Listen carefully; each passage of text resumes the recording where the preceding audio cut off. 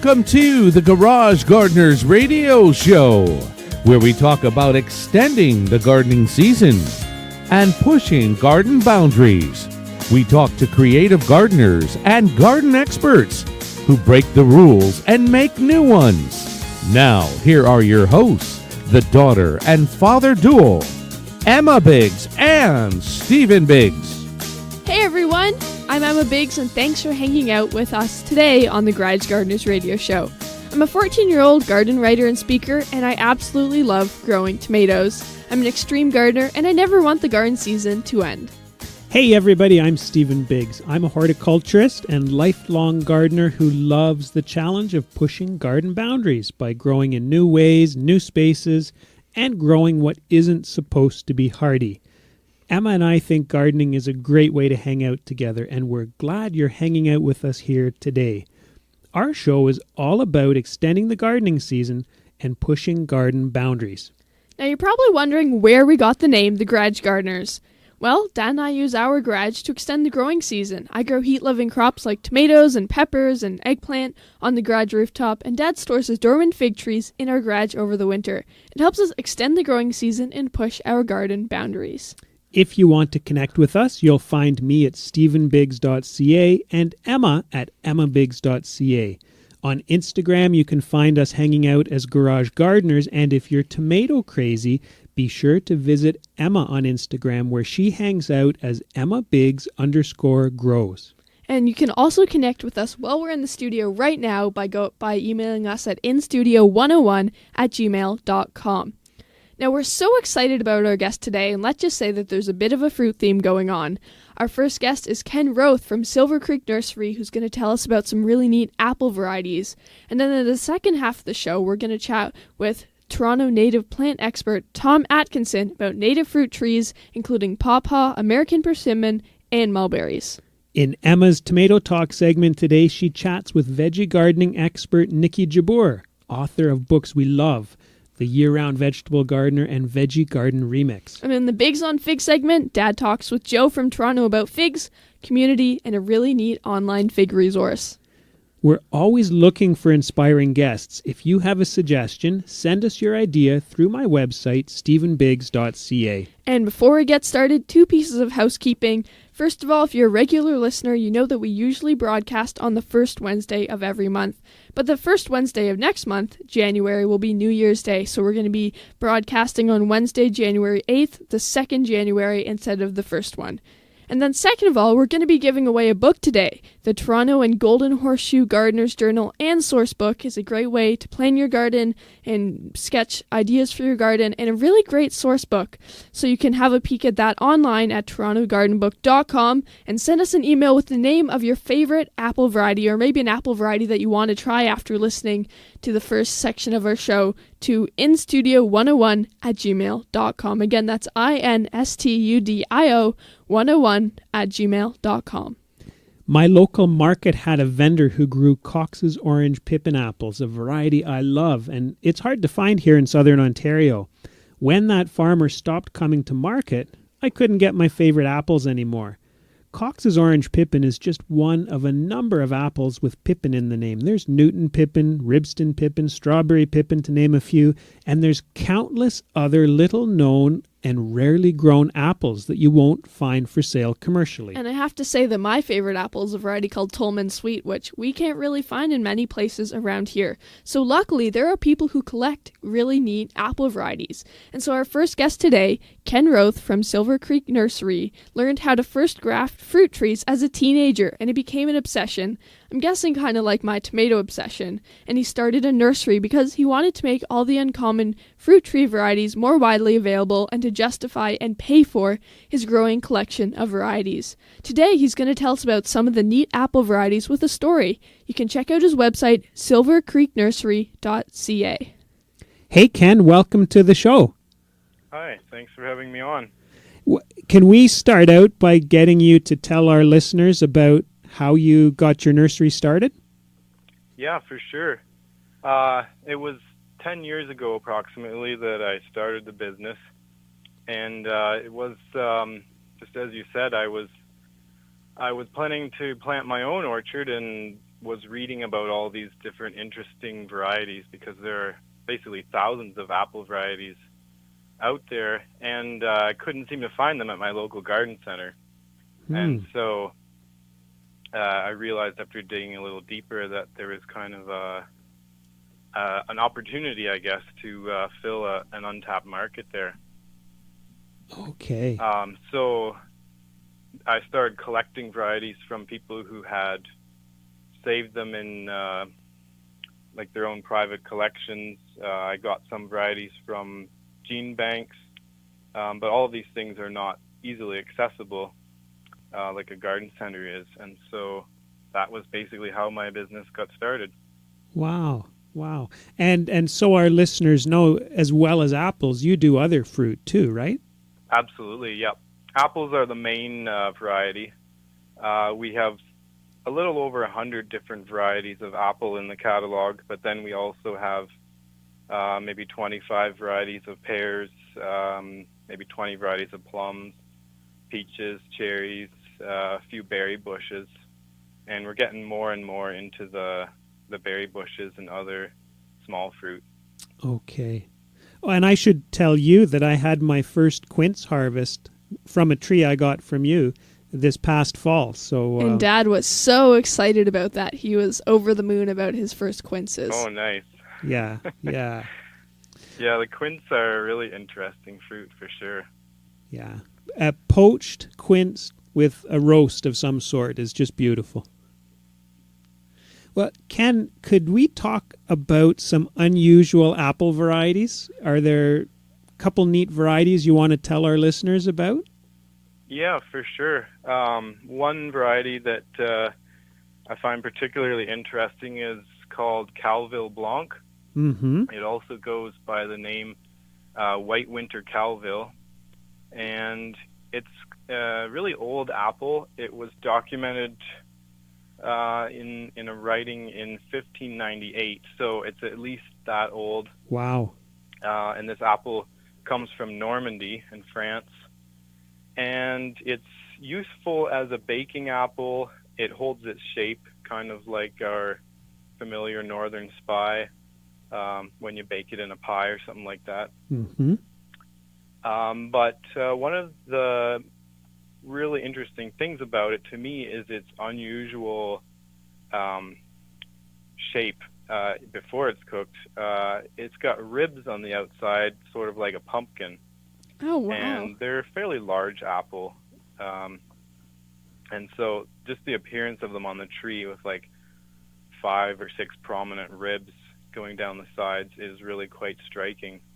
That sounds pretty neat. I didn't know that apples could have ribs.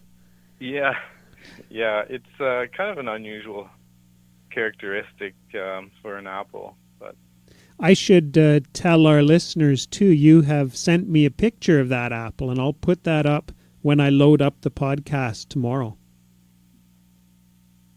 Yeah, for sure. Well, tell us about another variety, Ken. There's the Esopus Spitzenberg, which is another old apple. It's got a really high quality flavor. It's considered maybe one of the best eating apples in existence, but yet it's not something that we find at our local grocery store. And the Esopus Spitzenberg came from New York State before the 1790s, so it's been around for quite a while as well. And the interesting thing one thing that's really made it a little more famous in apple collecting circles is that it was one of Thomas Jefferson's favorite apples, and he had 32 of these trees planted at his residence in Virginia. And Esopus, I'm sure people will go look this up and wonder how to spell Esopus. Can you spell that for us? Yeah, it's Esopus. Okay. And then Spitzenberg, and Berg is Berg. Berg. Okay. It's quite an unusual name. Yeah, it is quite a mouthful. Yeah.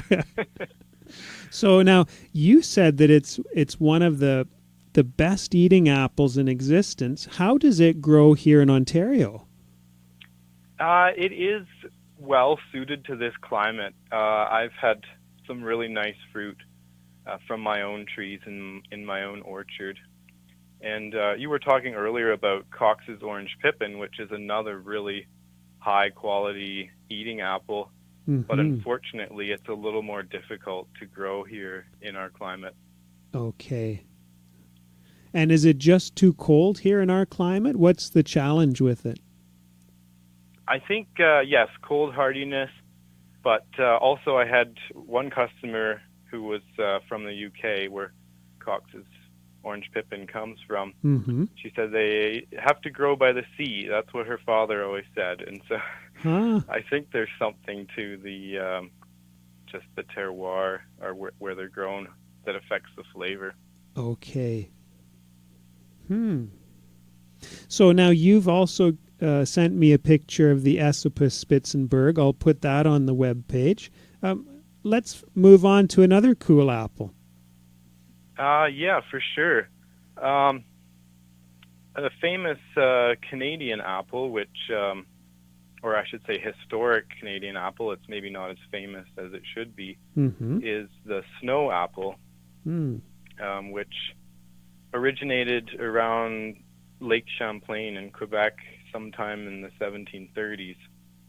And it's a really cold, hardy apple, and it's of interest because it's likely a parent of the now popular Macintosh apple. And just because it's also probably one of the oldest truly Canadian varieties that we have. And an interesting story about the snow apple in my own collection is that I had received scionwood, which is how you get cuttings of an apple variety to propagate them. I had received scionwood from maybe 3 different sources, and grew the fruit out to see if it was true to name. And we had one that just tasted a little bit different, but it was kind of hard to tell. And so I had a DNA analysis done, and actually 2 of them matched, and 1 was slightly different. And there's also a variety called Fameuse, which is sometimes considered to be the same as snow, and I think the one was maybe labeled as Fameuse. So some references will say that they're one and the same variety, but I think that I'm discovering that there's actually 2 distinct varieties, and it's a mystery that's still being unraveled. Wow. Are the differences very noticeable between the 2?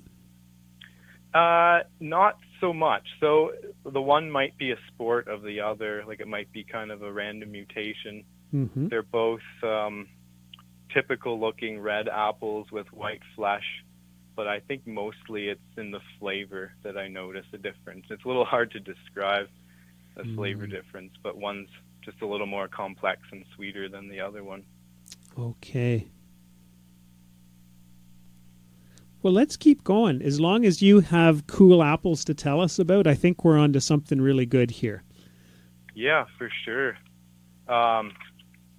Another one of my favorites, and this is probably my hands down favorite, would be the Roxbury Russet. And the russets in general are an interesting and unique group of apples that, once again, you're not likely to encounter in your local grocery store. You might find them at a farmer's market, or more of a roadside stand. But the Roxbury Russet is one that I hadn't come across at all until I really got into collecting different apple varieties. And it has a brown russeted skin and kind of a red blush that shows through the russet, which is really unique because most russets are actually yellow underneath the russeted skin. Okay. And the Roxbury Russet comes from Massachusetts, somewhere near Boston. and I think in the 1650s. So it's possibly one of the oldest documented North American apple varieties that's still around. And what I really like about it is just the flavor. The flavor and the appearance are both quite unique. Because of the brown russeted skin, the apples look kind of like potatoes hanging on the tree, and wow. they have little bumps on them, almost like warts, that are just part of the shape of the apple. And then when you eat them, the flesh is kind of dry. It's not a real sweet apple, but it's also a refreshing flavor. Okay. And it just kind of goes to show how diverse the apple genome really is. There's so much variation compared to maybe some other fruits. Because we have sweet ones and dry ones, and so many different apples for so many different uses. And the Roxbury Russet is particularly good for making hard cider, which would have been very common back in the 1600s and 1700s in New England and Massachusetts. And now I think it's making a comeback because of the popularity of hard cider again. Okay. So does it give off a lot of juice for cider then? Or yeah, it does. It's dry in flavor, like maybe tannic would be a better word for it. Oh, yeah. But they are juicy for sure. And I saw the picture of this apple, the Roxbury Russet that you sent, and it's not a pretty apple. I couldn't imagine how it would do on a grocery store shelf today. But yeah, it definitely doesn't win any points for appearance. I wanted to ask you, Ken, do you have a favorite variety? Would it be one that you just talked about, or would it be something different? And could you even choose one, or are there so many varieties that you just love that you couldn't pick? Yeah, there are a lot of favorites that I have, and I think my list keeps evolving as I discover new ones, and I'm smitten by new flavors. Mm-hmm. But the russets in general have always been kind of a favorite of mine. And now I'm into exploring roadside apples, which has kind of opened up my eyes to just how much variation there are in seedlings. So along country roads, there are a lot of apples that are just have grown from seeds that birds have planted or apple cores that are thrown out the window. And we actually have one of these varieties that we think is quite exceptional. It doesn't have a name, an official name yet, but we'll probably be releasing it in the next couple of years as a Silver Creek Nursery variety. Wow. And I think right now this is my favorite variety. It's a little bit smaller than your typical apple, and but highly disease resistant, and also I think really good for making hard cider. Okay. And the skin color on this, is it a beautiful thing? Is it an interesting apple? Yeah, they're actually quite striking when they're hanging on the tree. They're a really bright red, and they have fairly long stems on them, so they look kind of like Christmas ornaments hanging on the tree. Huh. Wow. Now, what about people who are getting into apples or even getting into gardening for the first time? Are there a couple apple varieties that you think are very well suited? Yeah, for just starting out,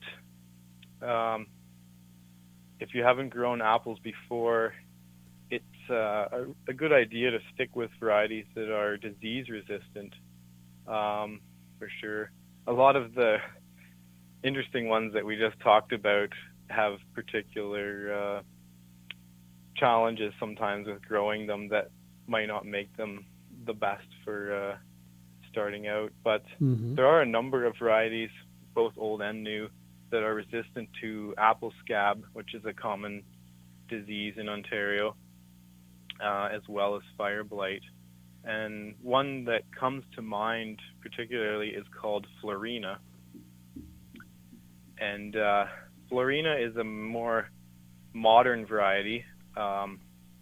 It was released from a breeding program in France a few decades ago, and it's basically resistant to every common disease, and it's a heavy cropper. It keeps well, and it's basically your quintessential red apple. You can use it for cooking, you can use it for fresh eating, and it has really good flavor as well. And I had a customer a few years ago came to me, and she had just moved from Vancouver Island, where Florina is maybe a little more popular variety than it is here in Ontario. And she said, "It seems like your nursery should be selling this, but I don't see it in your catalog." And she was describing the apple and how she missed it after moving to Ontario. And she convinced me anyway to go and seek it out. And so because of her, we've been growing Florina nursery stock ever since, and I'm really, really happy with this variety. Okay. And how is that spelled? If anybody wants to look for it, how do you spell Florina? Yes, it's Slorina. Florina. And okay. Sometimes it's also called Querina, which is Querina.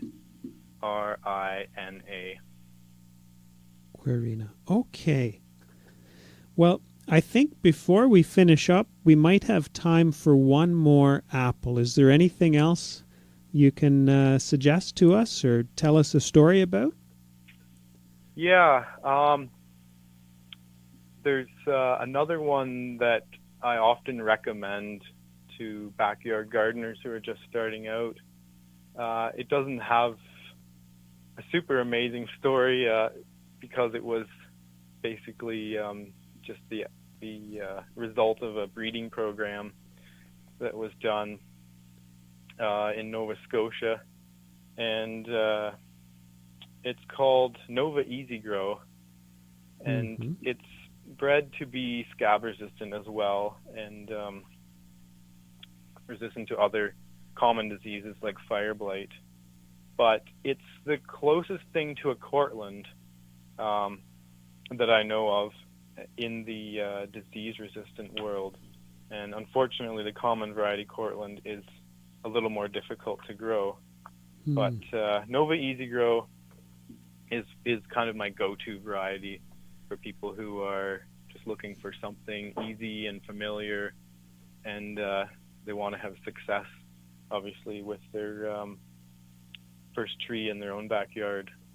Okay, so Nova Easy Grow.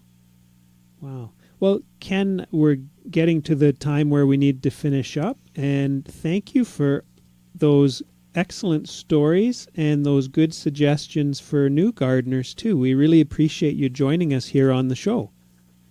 Yeah, thanks for having me on. Thanks, Ken. Bye. Take care. Take care. Bye now. Bye. That was Ken Roth from Silver Creek Nursery. Make sure that you check out his website, silvercreeknursery.ca, and so you can grow some really neat varieties. Okay, and remember that we're giving away a book today, the Toronto and Golden Horseshoe Gardener's Journal and Source Book, and it's a journal with month-by-month planning, a section for sketching, a great source book, and you can have a peek at it online at torontogardenbook.com. And for a chance to win, just email us the name of your favorite apple variety at instudio101@gmail.com. And if you're a regular listener, you know that we usually broadcast on the first Wednesday of every month, but the next Wednesday, the first Wednesday of January, will be on New Year's Day, so we're going to broadcast on the second Wednesday, which will be January the 8th. So don't miss that. Share it with your friends. Make sure that they listen as well and mark it on your calendars. And also, if you have any questions or ideas about the show, you can always send those in to instudio101@gmail.com.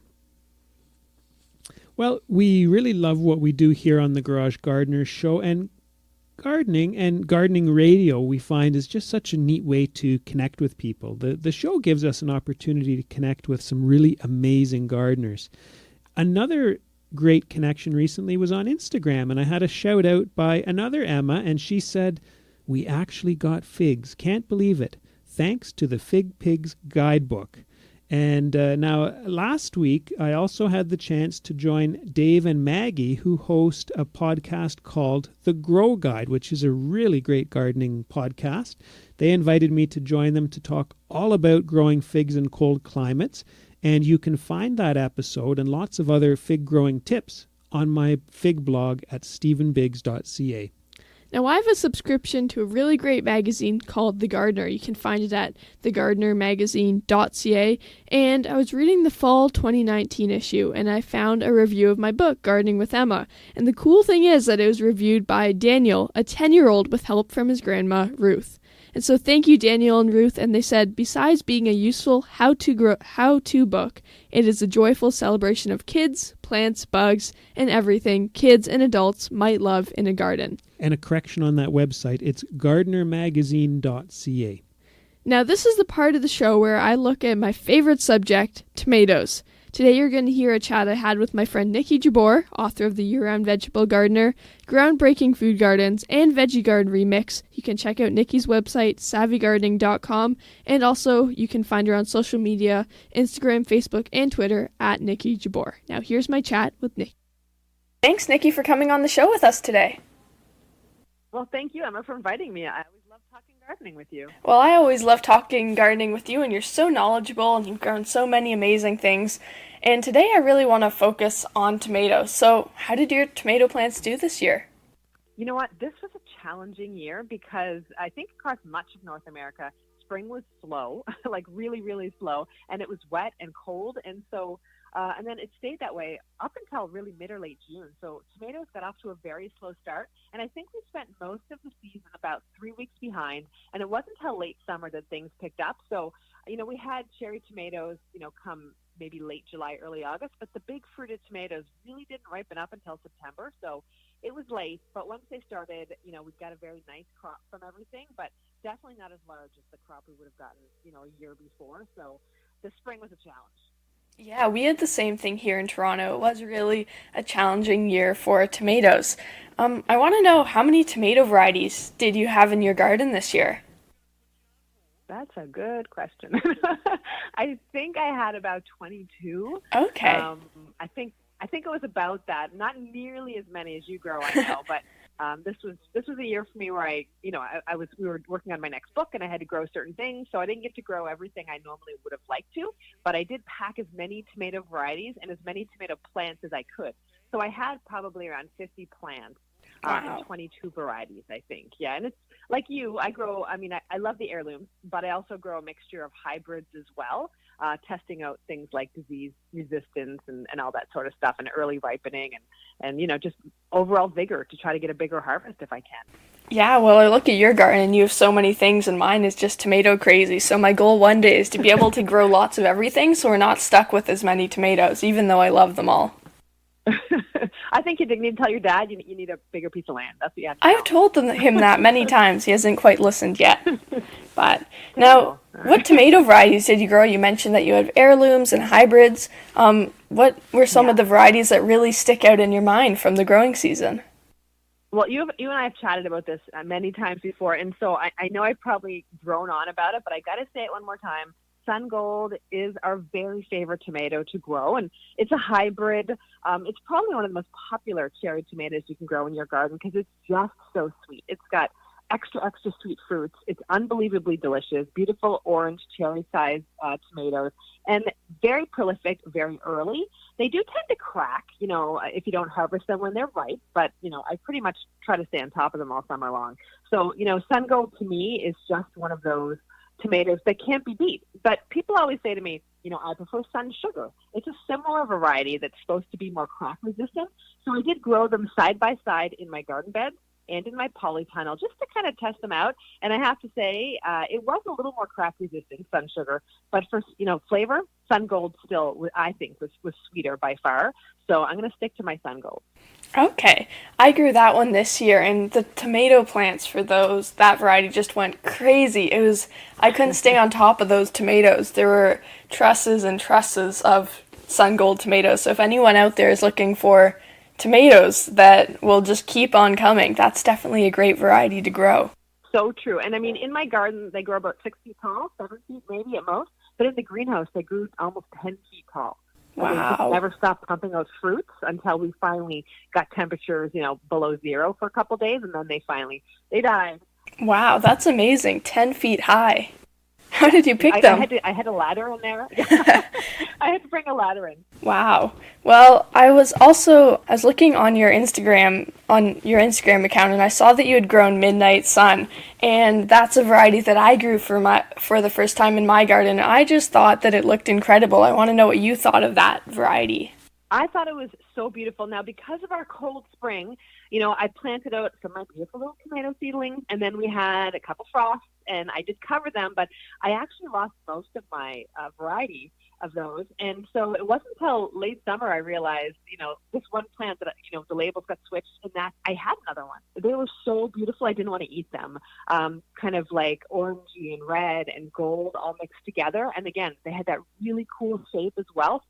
Yeah, that's one I really loved. And in the spring, you sent me seeds for a variety. I think the pronunciation is Pantano Romanesco, and it was incredibly productive for me. I got so many fruits, and they were just massive, and they were incredible.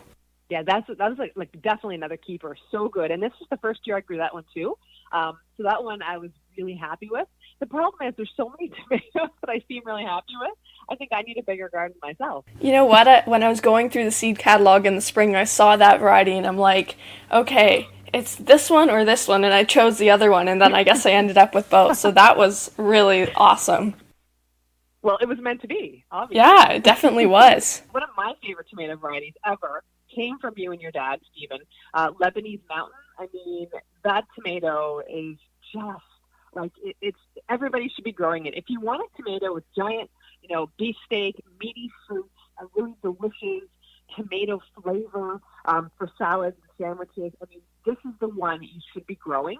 It is, for me, something I will always grow every year now. I save the seeds from it because it's an open pollinated heirloom. Again, you guys sent to me, and it just made my Lebanese mother-in-law and my father-in-law so happy.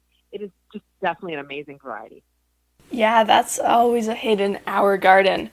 Now, you have all these tomatoes. I was also curious, what do you do with all of them? Because we have so many tomatoes. I feel bad because we can't always eat them all, and we're freezing them, but I still want to eat them all fresh.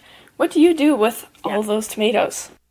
That's such a good question. And it's so, I do feed my sisters and their families, my brother-in-law and their families, my in-laws, my mother. So, and, oftentimes I'll do some local media and we'll do some fun taste tests, which is always, really interesting. If you're not a gardener, there's some different kind of tomatoes out there, but you've probably never tried the purples and the black tomatoes. And then for us as well, I do make a lot of tomato sauces. So I'll probably make a sauce twice a week, in September at least to mid-October. And then I freeze the sauce so that we have enough for the whole winter.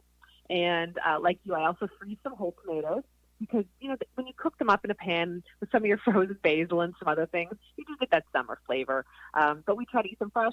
I freeze them and I make sauce. So those are my main ways to enjoy them. Wow, that's a lot of tomato sauce. Do you have a whole freezer dedicated to tomato sauce? Yes. I don't, but I should, because right now my freezers are full.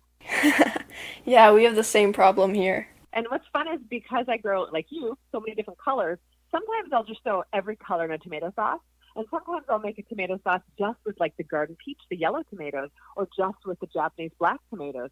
And so you get really neat colors and different flavors to the sauces, which is fun too. Mm-hmm. I've never tried that because it's always like go out in the garden, pick baskets and baskets of tomatoes, and then they're going bad before you know it. So it's like throw them all into the pot. Hurry up. Well, thank you so much for coming on the show, Niki. Thank you, Emma. It's always so much fun to chat. That was my chat with Niki Jabbour, author of The Year-Round Vegetable Gardener, Groundbreaking Food Gardens, and Veggie Garden Remix. Make sure to check out Niki's website, savvygardening.com, and check her out on different social medias, Instagram, Facebook, and Twitter, at Niki Jabbour. Well, when our next guest took me for a walk to look for native fruit and nut trees, our conversation turned to golf. Pointing to 2 trees, he told me that we had the makings of a golf club. There you have the shaft of the club, here you have the head, he said, pointing from a shagbark hickory to an American persimmon tree. The persimmon is in the ebony family, so it has a hardwood suitable for whacking a ball, while hickory wood has a bit of give in it, so it's suitable for the shaft. Our next guest is Toronto native plant expert Tom Atkinson. Being at the northern edge of the Carolinian range, his garden features a lot of Carolinian species, including a lot of pawpaw. Welcome to the show, Tom. Thank you very much. Hi, Tom. Hi, Steve. Well, can you start by telling us about your backyard and the native trees that you have there, Tom? Yeah, I will do that. My wife and I have lived here in Don Mills near Edwards Gardens for, 50-some years. And when we bought the house, it was just the ordinary suburban lot, lots of grass. And over the years, we just started planting more and more different types of trees and what have you. And I got very, very interested in native species, native trees especially. And the first one you usually start with is the black walnut. And we have mature black walnuts that are pretty darn tall now after all these years. Mm-hmm. And most of that fruit goes to the squirrels anyway. Okay. We have pawpaws here, Kentucky coffee trees, flowering dogwood, cucumber magnolia, tulip tree, some of which you can eat if you're a human, but some of which you really need to be a squirrel or a bird to consume. So there's tons and tons of stuff here for everyone. Okay. Well, let's zoom in on some of the edibles. And can we talk about the American persimmon? And especially in Toronto. We can, yeah. I do not personally have a persimmon in the yard. I heard you talking before about when golf clubs were not metal, the head of the driver was a persimmon because it is in the same genus as ebony. It's Diosporus. Uh-huh. And Diosporus virginiana is one of the persimmons that grow in North America. Now, it's not native to Canada, but certainly it can grow in southern Ontario. And I believe you could probably grow it maybe up on even Owen Sound, where you get the advantage of having the warmth and protection of the Great Lakes. Apparently, in order for the fruit to be palatable, it has to go through a rather cold period. Mm-hmm. If you've ever had the fruit of flowering quince, the same sort of thing happens. If you try to eat those before the frost comes along, you're going to, it's like eating a raw lemon. It's very astringent. Yeah. But after the frost comes through, both persimmon and flowering quince are very, very, very edible and very sweet. Okay. So after the frost. And I was amazed in your backyard, Tom, at all of the pawpaw trees. What should our listeners know about growing pawpaw trees here in southern Ontario?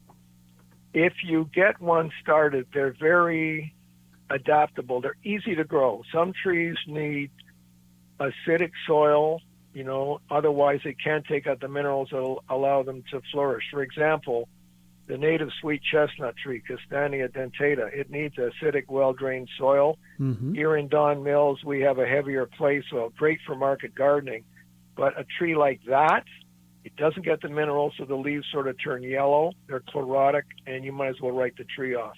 Something like a pawpaw, it looks very tropical with its leaves. It will grow just about anywhere, almost no fuss, no muss. I have yet to see any pests affect the leaves or anything along those lines. The key is to find the pawpaw itself. There are not many nurseries that right now grow it. There's a nursery in Niagara-on-the-Lake, Grimo, Grimo, Nut Nurseries, which sells them. I always have extra seed in the fall. If anybody's really, really, really keen on seed, I can always give them some seed come fall if they give me enough lead time. It's fairly easy to grow from seed. The problem that we're having in the last few years here in Don Mills is rabbits. If you have, say, a knee-high first or second year old tree that you've grown from seed, and it's knee-high, say, in fall, if you don't protect them from the rabbits, it's going to be ankle-high come the spring, because they gnaw off things like that, like mad. Wonderful little creatures, but, Farmer McGregor was right. They make a good target. I was wondering, Tom, could you describe what a pawpaw is like to our listeners? Because I don't know if all of them know what that is, because I didn't know until we had some in our backyard just this past year. Yeah, it's a member of what is called the custard apple family, Annonaceae. There's a pawpaw in the West Indies. It has no relationship whatsoever to the pawpaw here. There are species in the Annonaceae, the custard apple family. The cherimoya is one that actually grow into South America, into sort of the upper reaches of the mountains in South America, northern South America. They are maybe up to 10 centimeters long, like a short, fat sausage. They have not been bred to take out the seeds, so you get a lot of seeds, green, light green on the outside.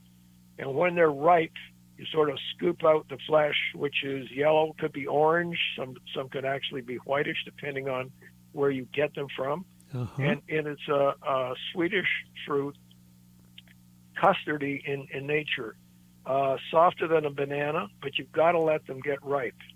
Now, our trees are kind of weird, because sometimes you'll get ones that ripen readily on the tree, and when they fall, they're perfectly ready to eat. Others, you have to get them before predators get them in the fall, and you let them ripen in a kitchen on a window ledge. And when they sort of turn a slightly more yellowy color and there's a fragrance out of them, at that point in time you can cut into them and eat them. What I do with the flesh is I scoop it out, put it in small containers, and put it in the freezer part of our refrigerator. And then when I'm making muffins, so long as I have the pawpaw flesh, I will mix that into the muffin itself. Most of the time I just use bananas, but in the fall when you have the pawpaw fruit, that's what I use. What a great idea.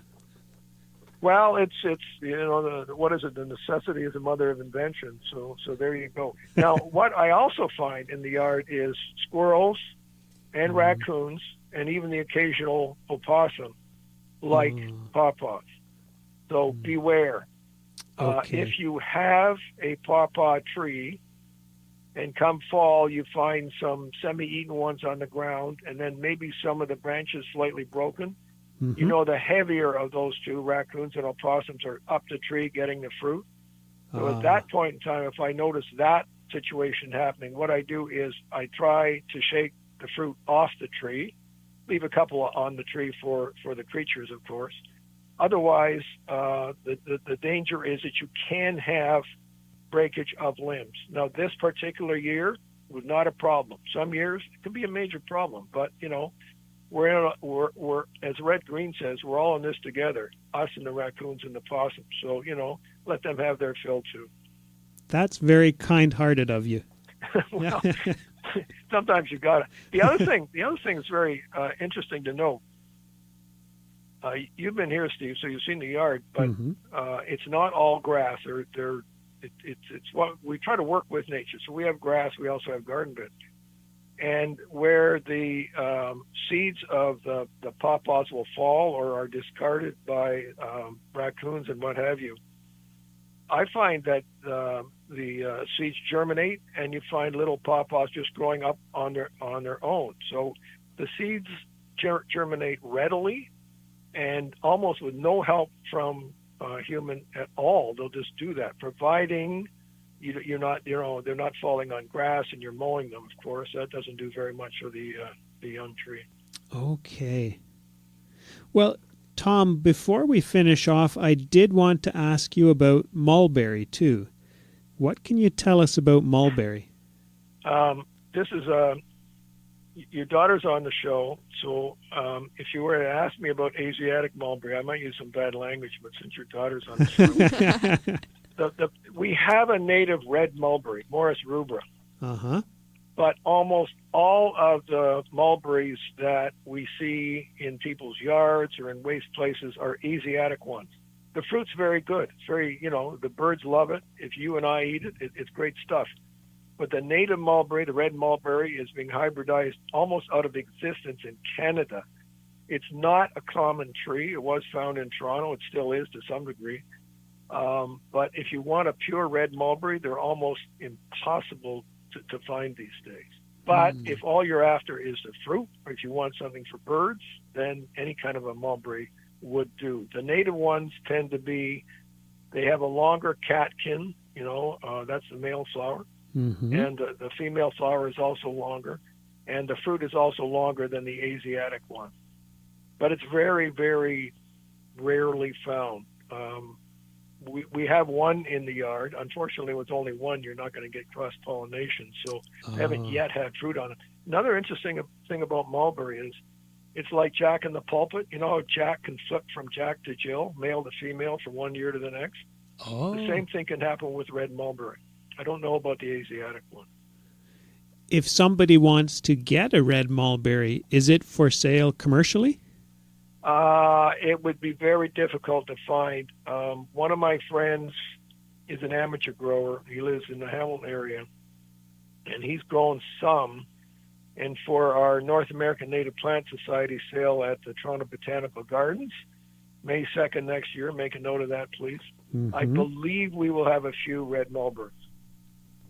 Okay. Well, Dad, I think that we may need a red mulberry because I love mulberries and I've never seen a red one. So that'll definitely... As I say, Emma, they're rare. They're very, very, very rare. Unless you know what you're looking for, you don't... Before I understood what a red mulberry was, a mulberry is a mulberry is a mulberry, right? It's just a mulberry tree. And then after a while, if you know what you're looking for and you know where to find them, you will find them. But, okay. it's like looking for a unicorn, really. I will put that sale up on the webpage for the podcast for listeners who are interested. For anyone who's like me that loves shoving their faces with mulberries. Yeah. So, well, Tom, we're getting to the time where we need to finish up. Thank you for telling us about your wonderful yard and about native fruit trees. It's been my pleasure. Thank you very much for having me on the show. Thank you so much, Tom. Okay. Bye. Ciao. Bye. Bye-bye. That was Toronto native plant expert Tom Atkinson. And you can also, on my website, I have an article that I wrote about Tom's backyard from the time that he took me out persimmon hunting in Toronto. So if you go to stephenbiggs.ca and scan through the articles, look for my quest for a Toronto persimmon. Now, we're getting to the part of the show where we look at growing figs in cold climates. And today you will hear a chat that I had last week with Joe, who is a member and a moderator on the rfigs.com website forum. As we chatted about the sense of community on the forum, Joe told me it's really my favorite part of the forum. So now, here is my chat with Joe, who goes by the name Toronto Joe on the forum. With me, I have Toronto Joe from rfigs.com. Toronto Joe, welcome to Garage Gardeners Radio Show. Thanks for having me, Stephen. Hey, well, thanks for joining us to tell us about the rfigs.com fig forum, because it's such a great online resource, and I bet there's people out there who haven't heard about it. So how long have you been on the forum? I've been a member of rFig since probably 2015. It was probably a little bit later that I got really active on the forum, and it just drew me in. It's a great, diverse community of like-minded people from around the world. Really, it's a great group with different backgrounds from all walks of life, and while it's primarily populated with members from the U.S., we have members from around the globe who contribute their ideas and talk about the varieties of figs they're growing, and in general have become really great friends, even though we've never met. And so we're talking then about different cultures, different walks of life, different vocations then? Absolutely. Again, there are a lot of members concentrated in the U.S. It is a U.S.-based forum. But certainly we have a lot of people throughout Canada.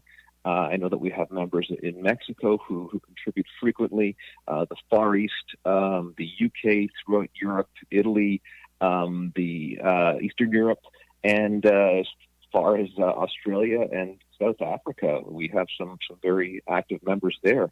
It's very interesting to get their perspective on things where their seasons are entirely reversed. Okay. Well, what are some of the things that people talk about on the forum? It's really interesting. It is I would say it bases itself on both region and season. As we come into winter here, this is what we typically refer to in the forum as cutting season. Mm-hmm. So it's the time of year where many growers, at least in the north, will be pruning their trees, getting them ready to either take their containers into their garages or basements, or to cover up or bury their in-ground trees. And this is the time where many fig growers will do their pruning and thus have cuttings available. So in addition to having, being able to share your cuttings with other people in the fig growing community, it gives you something to do all winter, because certainly I know that growing in the north, once the figs are put away, you do a lot of just thinking forward to spring and when you're going to start again. So the cuttings season certainly keeps us occupied and connected. And that takes us into the winter, where we spend a lot of time propagating, and that's where many of us will take those cuttings and we'll share a lot of information, anecdotes, successes, failures about how we're propagating our figs. And there are a number of different methods that people use. I have my favorite. We're always improving. We're always learning from each other and sharing techniques. And just when you think you can't do any better, someone comes up with a way to tweak a method, and it's one of those aha moments. And then in the spring, of course, as the snow melts and the temperatures warm up, everybody's very excited and talks about getting those figs back outside or uncovered and getting into the growing season. So then talk of adjustment to fertilizer, watering schedules, these sorts of things start to happen. So it's these are the sorts of things that we mainly discuss, but it gets it's fun as well. We have a lot of fun and poke a lot of fun at each other, and there's a lot of joking for sure. And I know I've seen summertime pictures when the fig harvest is on, and there's some pictures go up of some beautiful harvests and beautiful fig varieties. Absolutely, and this is I have to say it's a way of sharing your excitement when you have success with a fig, especially if you're a newer grower. There are a lot of people on the forum who've been here a while, and because this could be challenging, especially in the north, there are a lot of people dedicating a lot of time for this who have never tasted a fresh fig off the tree before. So when they have that first fig, that ripe fig that they picked and eaten and enjoyed, it's a real sense of pride, and that they've overcome any challenges that might have been thrown at them, but at the same time, they're realizing why they're working so hard, because it really is worth it. It's really enjoyable, and I guess also there's a bit of a tendency for us to show off a little. We like to show. I mean, if we get a really good fig, if I've got a 85 gram Niagara Black that just looks delicious, I want to show it off, and I guess other people want to do that as well. There are some, there are some things that are harder to grow as well, and I don't blame people for wanting to show off a little bit. It's hard work, and it's nice when you hear a good job from your fellow enthusiasts. And so you and I then are not the only crazy Canucks who are growing figs. We are not. There are surprisingly large number of fig growers around, and certainly, we know some of the the people who are talked about on the forum. Certainly, there's Tiny Fish who's up in Nobleton, and he's quite a bit further north than I am. Tino in the Niagara region, he's well known and well respected in the community. But those guys aside, there, I like to do what I call backyard fig hunting, where I just when I'm going through certain neighborhoods where I think there might be figs, I'm always peering into the backyards, and there are just tons of people who perhaps will never come to the forum as much as I'd like to encourage them to do so, that are growing figs. I'll often stop in and knock on the front door and say hi and bring up the topic of figs and usually make a new friend. And that's interesting. So there's the online world that's bringing people together, and then you just talked about the in-person aspect too. So both ways, it's amazing how one plant is a great way to connect with other people. And it's one thing I found interesting, because I do grow other things. I have grown other things. But even looking in the online communities, there's a tremendous large tomato community out there, and I've dabbled in it, and it's never seemed quite as personal and personable and tight and close as the fig community. And I've grown olive trees, I grow olive trees with citrus, but going and looking out there at the online landscape, I've never been able to find anything in those other areas of growing those other types of plants where there's a community that is tight knit and I would say single purposed and dedicated to their plant as they are with these figs. There's something about these figs that people are drawn to, and it's a hard thing to put your finger on as to why. Everybody has their different reasons. I know that for me, mine are largely cultural. They keep me in touch with my roots. It's something that my father did, that my family does still back in Italy, and they're probably not as excited about it as we get here. But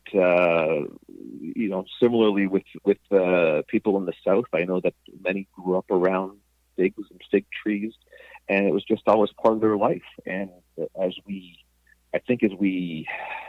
modernize in our world, and everything sort of becomes easier to get, something like this little fig, which is maybe not that ubiquitous and maybe not that available in a grocery store, at least not a good one. There's something about that fig that keeps you in touch with your roots, your culture, and it is also something that you could only really appreciate truly when you've had it off a tree. You can't really. It's hard to buy a good fig. It really is. Mm-hmm. Yeah. Toronto Joe, thanks so much for telling us about what you're doing and about ourfigs.com. That was my chat with Toronto Joe. And to connect with Toronto Joe and other fig enthusiasts all over the world, visit ourfigs.com. And Emma just pointed out to me that I should spell that because people might think it's just the letter R, but it's OURFIGS, ourfigs.com. Or if you're like me and you want to pronounce it ourfigs.com, you can do it like that too. Yes. Now, we are giving away a book today, and the book is the Toronto and Golden Horseshoe Gardener's Journal and Sourcebook. And the winner of that was Mike D. from Toronto, Ontario, and he said that his favorite apple was Honeycrisp. Good choice. I really like that one too.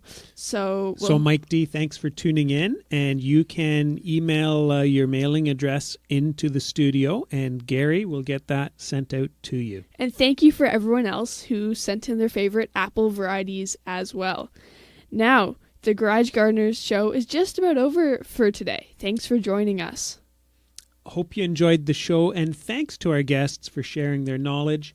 If you have ideas for guests for future shows, people who push garden boundaries somehow, please send us your ideas through my website, stephenbiggs.ca. And make sure that you connect with us on Instagram, where we hang out as the Garage Gardeners, and you can find me on Instagram as EmmaBiggs_grows. If you want to listen to this again as a podcast, you can use Apple Podcasts, Stitcher, and Google Play. You can subscribe to the podcast there. And if you like what we do, please rate and review us. And please remember that our next show will be on the second Wednesday of January instead of the first Wednesday, January the 8th. You're listening to the Garage Gardeners Radio Show. I'm Stephen Biggs. And I'm Emma Biggs. Thanks for tuning in.